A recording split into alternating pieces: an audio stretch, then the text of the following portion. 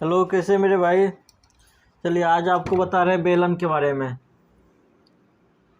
बेलन के बारे में बताएंगे, इसका कैसे कौन सा फॉर्मूला होता है, एक बार में आपको याद करा देंगे।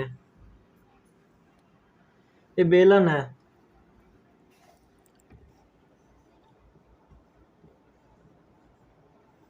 जिसको सिलेंडर बोलते हैं। गैस वाला सिलेंडर देखते हैं ना जी,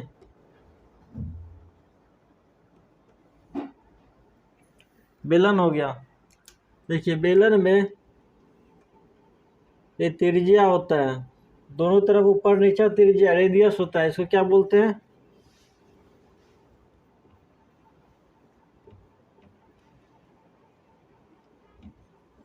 रेडियस बोलते हैं त्रिज्या। देखिए दोनों जब ऊपर का रेडियस और नीचे के रेडियस को मिला देते हैं तो ये मेरा बन जाता है हाइट, ऊंचाई।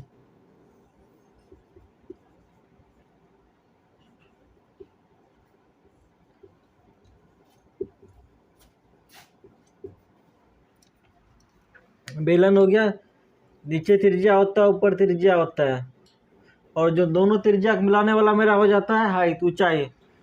ठीक है, चलिए इसका फॉर्मूला देखते हैं। सबसे पहली बात आपको एक फॉर्मूला बताते हैं, कौन सा।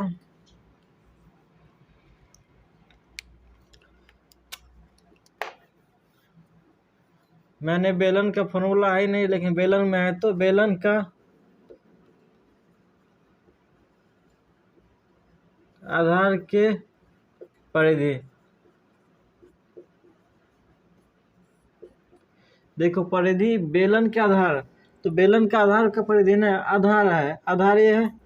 तो बेलन का आधार में क्या है? बेलन का आधार में ये मेरा तू दिया ना, 3 दिन देखेगा तो बेलन का आधार में क्या है? आधार होता है वृत्त।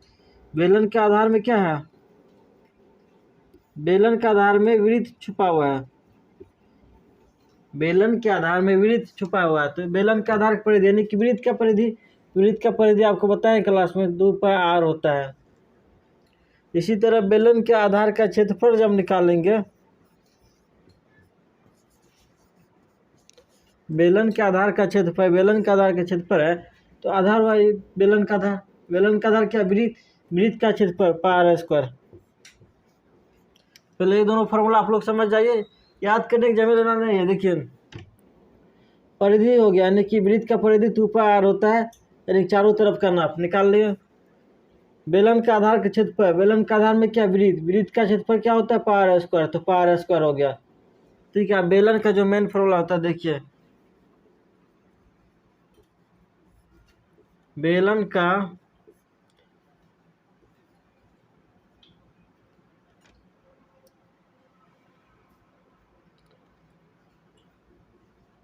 वक्र पृष्ठ क्षेत्रफल, बेलन का वक्र पृष्ठ क्षेत्रफल होता है, यानी कि जो बेलन का आधार होता है ना, आधार की परिधि, आधार की परिधि में आप ऊंचाई का गुना कर देंगे तो एरिया हो जाएगा। देखिए आप एरिया जानते होंगे किसी का, जैसे आयत के एरिया लंबाई गुना चौड़ाई होता है, तो इसका भी देखिए, इसको खोलिएगा ना आप, जब इसको खोलिएगा तो एक आयत की तरह रहेगा। जब इसको दोनों तरफ खोल दीजिएगा, खोल के बिछाइएगा, आयत की तरह हो जाएगा। आयत कहने की समझिए चौड़ाई हो गया, चौड़ाई क्या है इसका माप? 2πr है, और ऊंचाई यानी कि लंबाई हो गया, लंबाई यानी कि ऊंचाई h, इसकी इसमें h ऊंचाई मान लेते हैं, लंबाई हो गया, तो यानी कि 2πr गुना h, 2πr हो जाता है एरिया। तो बेलन का एरिया हो गया, और बेलन का कुल एरिया यानी कुल पृष्ठ क्षेत्रफल, यानी बेलन का पूरा पृष्ठ क्षेत्रफल क्या होता है? 2πr into r plus h। क्या होता है? 2πr into r plus h, बेलन का कुल पृष्ठ क्षेत्रफल। और बेलन का एक आयतन होता है, दिख रहा होगा यहाँ पे आपको बेलन का आयतन। बेलन का दिख रहा है ना, बेलन का आयतन πr²h, बेलन का आयतन πr² हो गया।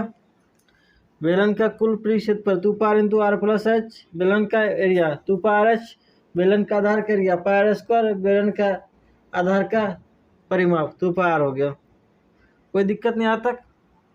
चलो देखो मेरे साथ बोलो, बेलन का आधार का परिमाप, परिमाप 2 पार का एक वृत्त है आधार में, और एरिया आधार का हो जाएगा पार स्क्वायर, क्योंकि आधार में भी वृत्त है, ठीक है। उसके बाद देखो बेलन का वक्र पृष्ठ क्षेत्रफल, वक्र यानी कि बेलन का वक्र पृष्ठ क्षेत्रफल होता है 2 पार एच, बेलन का कुल एरिया यानी कुल एरिया हो जाता है 2 पार इंटू आर प्लस एच, बेलन का वॉल्यूम यानी कि आयतन बेलन का होता है पार स्क्वायर एच, ठीक है। आप लोग देख लीजिए एक बार, छापिए इसको आप लोग। तो आप लोग बेलन का फॉर्मूला पूरा तरीका से समझ गए होंगे। अब अगले क्लास में ऐसे एक एक करके फॉर्मूला बता देंगे, आप लोग याद कर लीजिए, ठीक है। Bye, thank you.